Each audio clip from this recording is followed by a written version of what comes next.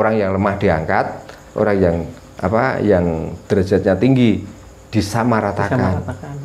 Ajarannya kan seperti itu. Dan setiap ada orang yang kuat, itu biasanya mengalahkan kemungkaran untuk kejayaan negara ini atau negeri ini, bukan untuk menghancurkan. Gitu. Dan belum ada sejarah orang Jawa itu sebodoh-bodoh itu belum pernah sampai dikenal di mana-mana negara orang Jawa itu orang jahiliyah atau orang bodoh itu belum pernah. Bahkan kalau di luar negeri orang Jawa itu sangat dikagumi, orang Indonesia itu sangat dikagumi. Karena apa? Waktu zaman sudah akhir perang saja, orang luar itu sudah pakai meriam, pakai bom. Lah orang Indonesia, terutama orang Jawa, cukup dengan bambu runcing. Bayangkan kalau ini Hono Corokonya nggak tepak, kalau Hono Corokonya nggak pas, nggak mungkin bisa mengalahkan meriam, bom, dan lain sebagainya. Nah, maka dari kekaguman itulah maka orang lain itu ingin nek basa Jawa ini ngasorno atau merendahkan derajat orang Jawa itu. Supaya apa? Supaya dengan direndah-rendahkan orang Jawa itu akhirnya down. Ya. Dia minder. Ya, jadi seolah-olah tokoh-tokoh kita atau leluhur-leluhur kita itu lebih kuat orang luar daripada leluhur kita.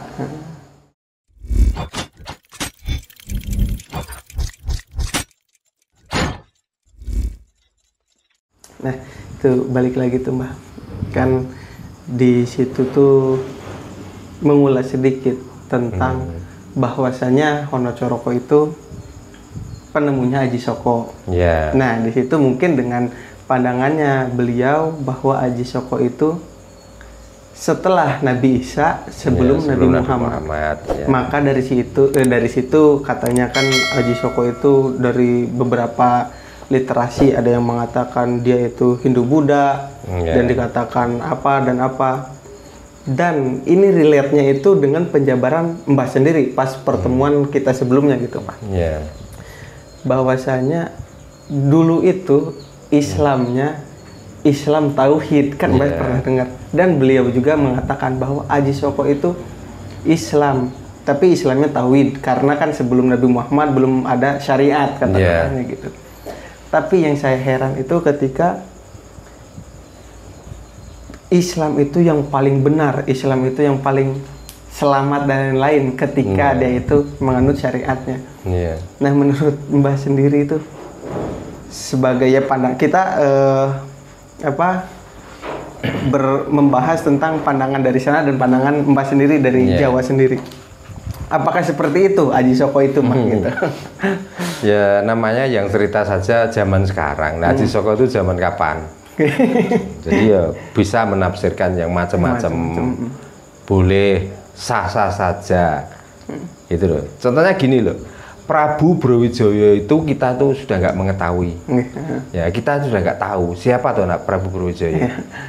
Taunya itu Ratu Mojopahit. Tapi karena kita tidak tahu, ternyata di film ditayangkanlah film yang menceritakan kejayaan Mojopahit atau runtuhnya Mojopahit. Atau diketoprak. Jadi walaupun kita itu nggak tahu Brawijaya sebenarnya, tapi diketoprak itu karena dipentaskan seorang Brawijaya. Lah itulah yang diceritakan. Gitu loh. Jadi kalau kita tuh menceritakan kepengin detail tentang cerita itu, saya sendiri loh nggak bisa. Karena sesuai dengan ajaran guru saya, Aji Soko itu berapa 500.000 sebelum Masehi. Itu sudah ada. Pokoknya mulai Jawa ini muncul itu loh Aji Soko sudah ada. Gitu. Nah di situ ditulis ada diterangkan bahwa sekitar 200 Masehi. Ya, Aji Soko itu lahir. Dan kalau diurut-urut Aji Soko itu adalah keturunan dari Arab juga. Nah inilah kadang-kadang pengekleman yang tanpa ilmiah sama sekali. Kadang-kadang apakah karena dia menganut Hono Coroko itu seolah-olah ini adalah duriya saya, keturunan saya, maka saya anut? Apakah seperti itu? Nggak ada ceritanya seperti itu. Maka begitu Jawa ini berdiri, makanya pertanyaannya begini, dia bisa menceritakan tentang Aji Soko. Apakah Jawa itu berdirinya setelah ada Aji Soko? Kan enggak. Nah, kan gitu. Karena dia datang diceritakan melawan Dewata Cengkar. Ya. Nah, Dewata Cengkar di Medang Kamulan. Lah Medang Kamulan itu sudah Jawa kok. Oh, kamu udah Jawa. Iya. Nah, makanya kalau dihubung-hubungkan, makanya ya boleh-boleh saja orang yang klaim silakan. Ya. Tinggal kita itu meyakini yang mana. Tapi kebenaran itu atau cerita-cerita itu ya nggak bedanya dengan tadi loh. Anak-anak sekarang itu kan mungkin cuma dengar. Di Mojopahit adalah ratunya Brawijaya. Nah, untuk tahu perilaku dari Brawijaya dan ingin tahu sosok Brawijaya kayak apa, maka adalah ketoprak, ya, adalah film. Nah, dari situ bisa ngeklaim masing-masing. Saat kapan mau melihat film itu? Ya saat saya menonton itu. Mungkin bulan kemarin, tahun berapa. Ya. Jadi nanti generasi penerus yang akan datang ya ceritanya itu seperti juga. Itu terus. Itu nggak tahu kalau bahwa yang dipentaskan di ketoprak atau yang di film itu adalah cerita masa lalu. Gitu. Jadi kalau Aji Soko katanya lahirnya setelah Nabi Isa dan sebelum Nabi Muhammad. Saya kok nggak yakin. Gitu loh. Kenapa tuh, Mbah? Kenapa tuh? Nah, karena bukan itu. Indonesia ini loh, Jawa ini loh sudah ada sebelum kok zaman Nabi Isa. Nabi Isa itu berapa? Nah, zaman Nabi Sulaiman. Nah, tua mana sekarang Nabi Isa dengan Nabi Sulaiman? Sampai meninggalkan situs yang begitu besarnya, Borobudur termasuk.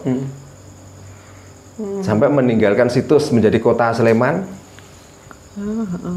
Coba bayang no. Nah, apakah pernah yang menggali sampai dari situ? Menggali sampai ke situ?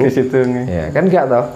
Berarti kalau gitu Jawa ini sudah jauh-jauh hari sebelum negara-negara itu berkembang, sebelum negara-negara itu mempunyai peradaban. Jawa itu sudah ada. Sudah ada ya. Makanya dinamakan Jawa Dwipo. Itu memang saking sulitnya sejak kapan toh Jawa itu berdiri. Makanya kalau di konten-konten merangkan asal usul Jawa dan lain sebagainya, jangan-jangan kamu itu hanya biar konten kamu laku. Kita tuh nggak berani karena kita tuh nggak tahu sejarah persisnya. Saking lamanya Jawa itu ada. Gitu loh. Ya lagi pula kan banyak sesepuh-sesepuh mengakui bahwa Jawa ini tua gitu. Jawa itu lebih tua gitu kan dari situ. Tapi mungkin kadang ya ada beberapa orang tertentu mungkin bisa dikatakan mengambil hikmahnya gitu kan.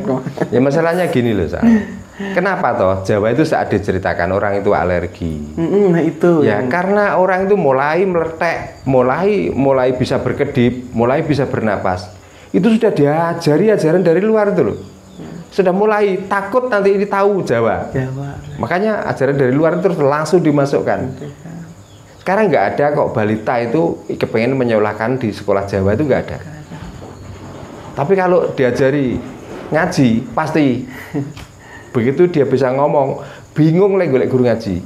Nah, itu sudah mulai diceritani cerita-cerita orang masa lalu di negara sana.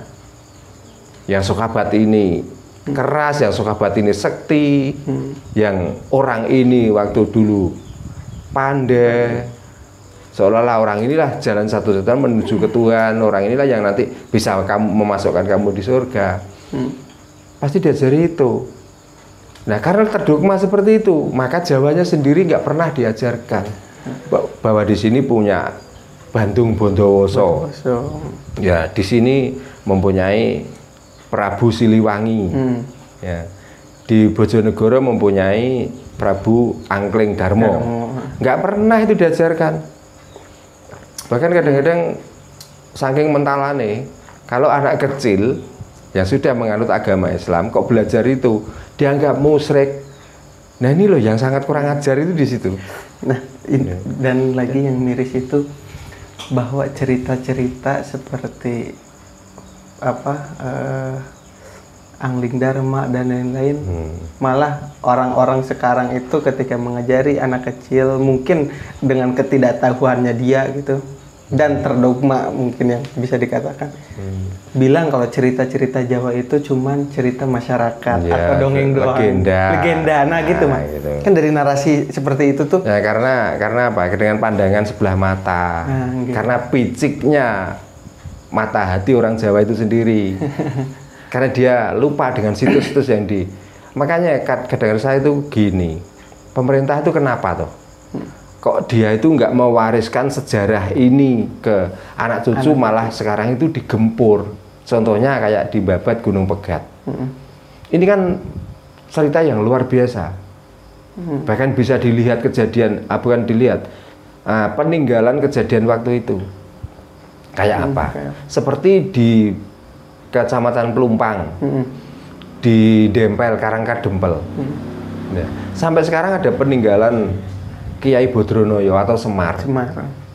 Itu apakah pernah pemerintah kita itu menyentuh atau situs itu dibuka, dikenalkan ke masyarakat Jawa sendiri? Kan enggak. Ada lagi ini Sendang Joko Tarub. Ya walaupun di situ belum enggak ditempati, tapi kan pernah di situ ditempati Joko Tarub, dan itu sejarahnya kuat loh. Karena situs atau peninggalannya jelas nampak. Baru yang di Tuban hanya sedikit. Nah, belum yang lainnya. Kayak candi-candi. Iya. Ini yang membuat siapa, tahun berapa, ini kenapa dibuat. Terus orangnya kok sekti seperti ini, orang mana? Pernah toh? Coba. Iya.